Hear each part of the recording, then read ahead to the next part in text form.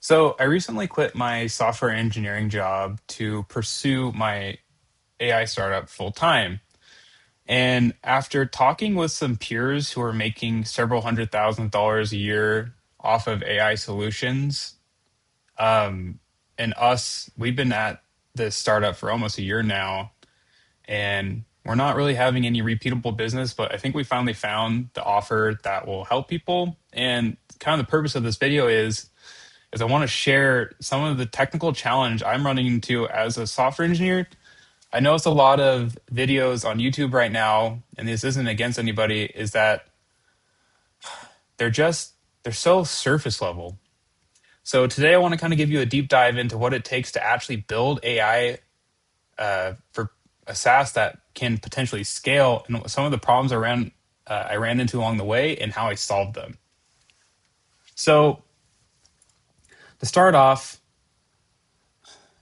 what I mean by AI solutions is we're noticing the solution that people are currently paying for in the market are these AI agents. So, and what we mean by an AI agent is an AI agent can almost act like an employee or employee replacement. The agents we've already sold are actually being used as almost an extension of their current employees so that they get more, like the employees can do more work faster without them having to have more staffing overhead. And we really want to take this and apply it to our software as a service. So how we're doing that is we need a way for people inside of our application. So we'll go ahead and write our client here. This is our web portal, which is our software as a service. And to get more specific, we're running Opulence AI, which we help general contractors basically eliminate a lot of the administrative work and even help them like earn more referrals and do some marketing. And we were previously doing it this way, where each request from a chat bubble would go to a server, where this server would proxy the LLM requests to a downstream AI provider, such as Anthropic. And we were using something like Sonnet 4.6 to do the heavy lifting. And we were using a technology called AI SDK to actually send the messages across. And what AI SDK would give us is it runs both on the client and the server. It handles like the actual sending the message to the large language model through this server endpoint, which would actually authenticate against Anthropic, the Sonnet model we're using. On top of that, it would handle things such as making tool calls on our server endpoint here and setting up the things like the prompts. So what's really happening is this client is just sending user messages over to an API server that then takes that user message, also appends it with the system prompt, and then sends it out to Anthropic. And it can even sit there and tool loop until it actually achieves the results. So an example of this would be in our Opulence application here. You can go create new site reports. Hello, today is a new site report.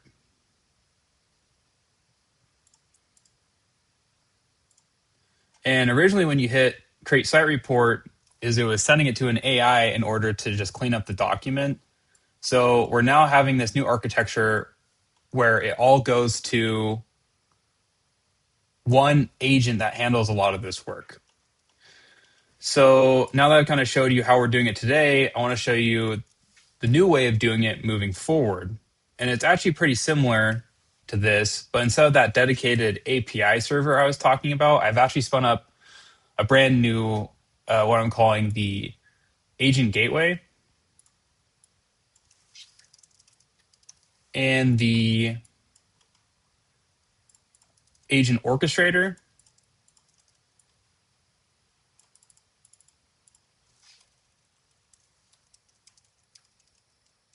And then finally, we have our Hermes instances.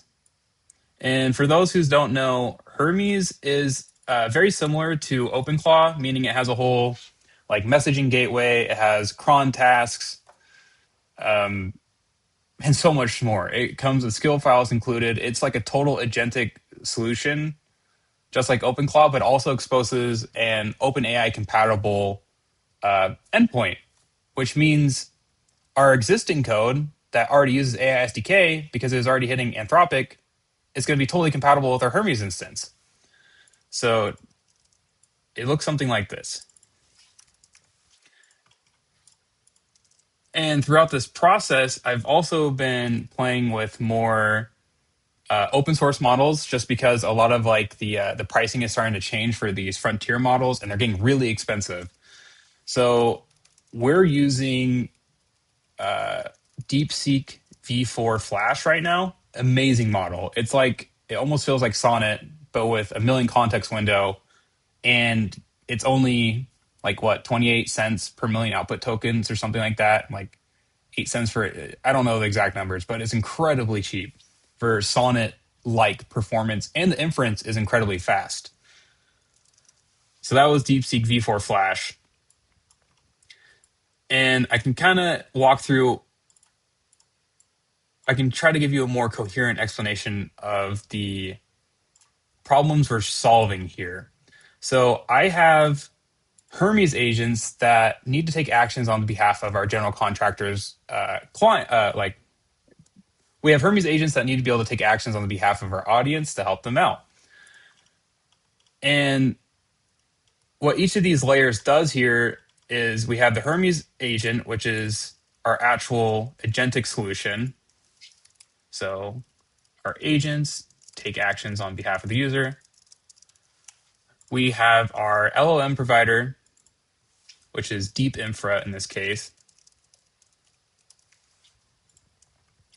And you can think of Hermes as the harness around the actual LLM provider. So other examples of harnesses include OpenCode, GitHub Copilot, Claude Code, Codex. They all ship harnesses on top of the LLM provider. What we're doing here is Hermes kind of decouples that from us, so we can pick any provider we want. We could use those other harnesses too underneath Hermes if we wanted to, but we notice it's significantly cheaper and much faster just to use an open model with this Hermes harness.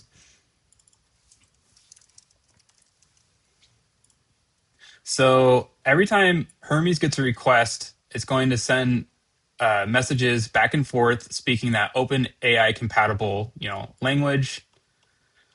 And then these other bits here, because we have a multi-tenant software as a service application, this gateway has to check every time a user sends a message from our portal, which I can show you right here. This is just this chat window.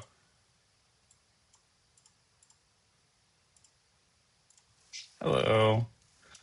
Every time this request goes through, it's going to go over to our agent gateway.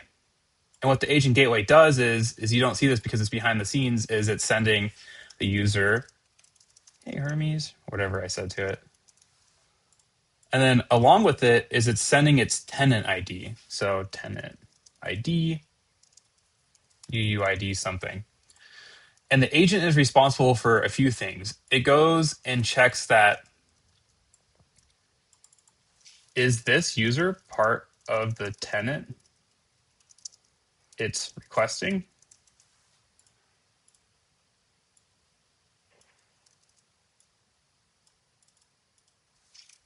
And also, there's some security risks we're facing as well by exposing agents directly to our front end. An example of that is it's really like easy for someone to like abuse this and try to get like API keys out of it or to jailbreak it, so it starts doing some unethical requests perhaps. So does this message pass content moderation? And then basically, another thing it also checks is this user a valid and authenticated user? Because it's also sending the Supabase access token along with every request. So we do some magic on this side to check that that access token is actually valid and is part of the tenant that's requesting. So authenticated and authorized.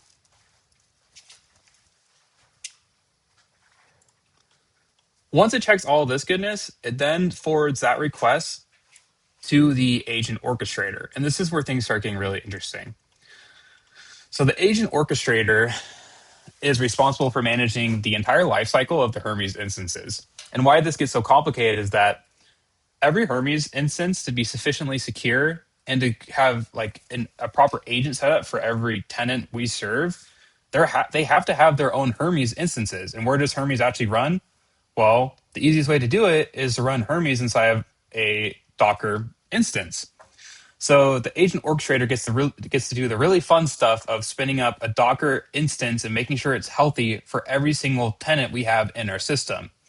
So this agent gateway and agent orchestrator live on one giant virtual machine that manages other Docker instances. I know it's a virtual machine within a virtual machine within a server rack. Lots of layers here. But practically, when it gets a new request, is the first thing it does is there already a warm instance? Is there a warm Hermes instance for this tenant?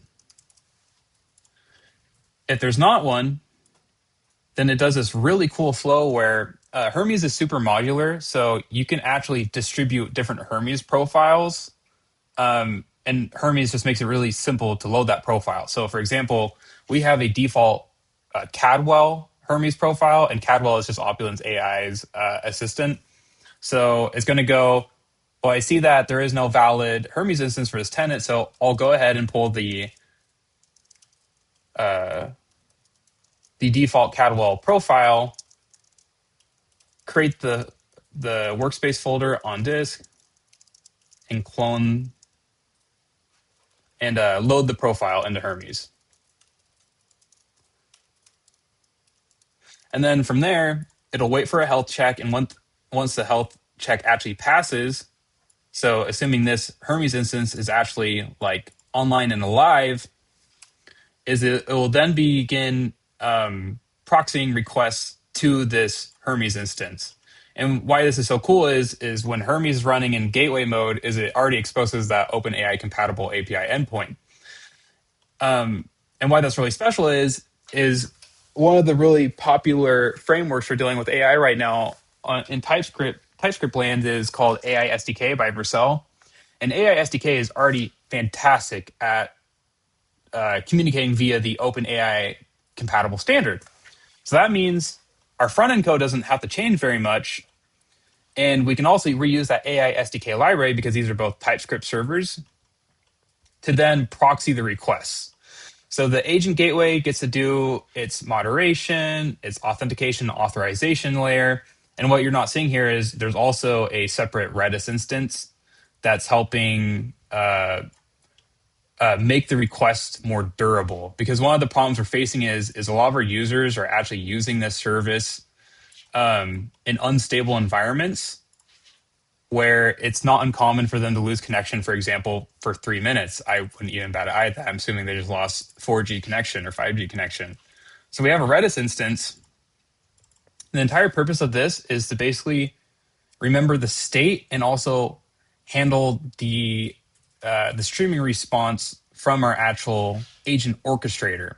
So stores conversation state. So I spell conversation, whatever. So that way, if a user ever loses connection from our SaaS, which is also bundled into an application via capacitor, our agent gateway gets to handle this complexity, so the orchestrator doesn't have to think about it. It just magically happens. If the user comes back, their conversation will be left off exactly where they are. This also enables us to do long-running agentic task. Basically meaning the user could, send a request off. Maybe they go, hey, can you go ahead and find me or do a competitive analysis of my local market. So I'm a general contractor in Western Washington. Who else is competing in my market today? And that can take some time. The agent, this Hermes instance over here, has to go do a lot of research. It has to pull up public databases. It has to do web searches. I mean, I wouldn't be surprised if that could take 20 minutes sometimes, depending on how big the market is. And the user doesn't have time for that, especially if they're on their phone, they're on the job site. So what's really cool about this is the user basically just gets to click off and forget about it. And the next time they come back, the Redis will have already stored the conversational state that got returned by Hermes, and then it'll replay it for the user. So they pick off exactly where they left off. And actually, that's kind of all I wanted to show you today. So basically, this is what I've been implementing in our software as a service for Opulence AI. And I'm hoping that this shows people that you can create OpenClaw-like experiences for even multi-tenant software as a service applications. Thanks for watching. If you have any questions, please, I'd love to hear them down below. This is really hard stuff, and I'd love to collaborate with other people who are working on it.